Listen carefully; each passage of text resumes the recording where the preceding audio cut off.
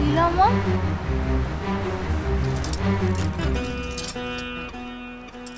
লীলাবতী, লীলাবতী, লীলাবতী, কোথায় গেল মেয়েটা? দরজা খোলা কেন?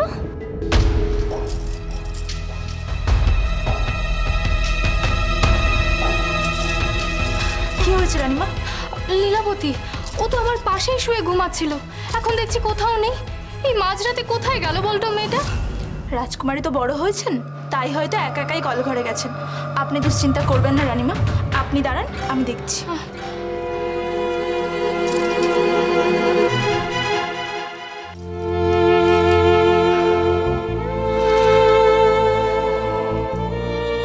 মেয়েটাকে নিয়ে রোজ যা ঝড় ওঠে, দুশ্চিন্তা না করে ঘরে বসে থাকা যায়?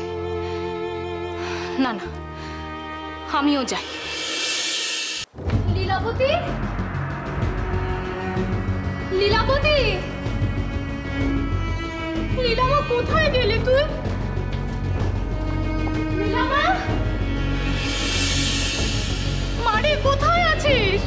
এই যে তোমার এই অপয়া মেয়ের নাম ধরে রাত্রেবেলা ডাকাডাকি শুরু করলে যে, হ্যাঁ? মাঝ রাতে ঘরের বাইরে কেন? কোনা ঘরে নেই?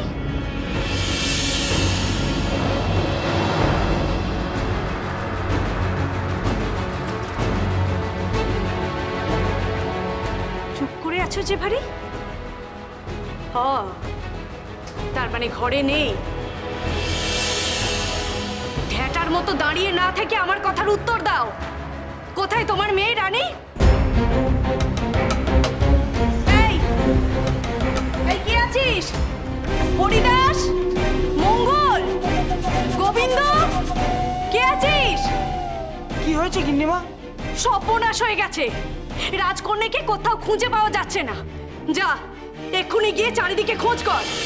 এই মাঝরাতে খুনা কোথায় গেল, কি করছে, এক্ষুনি এসে আমাকে খবর দে।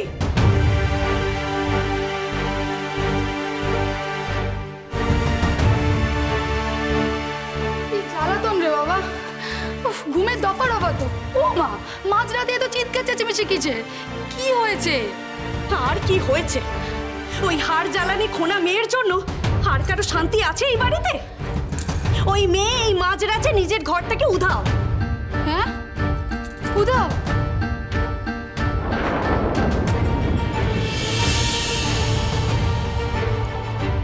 আচ্ছা রানী দিদি, আপনার ওই বারন্ত মেয়ে মাঝরাতে ঘর থেকে উঠে চলে গেল, আর আপনি টেরও পেলেন না?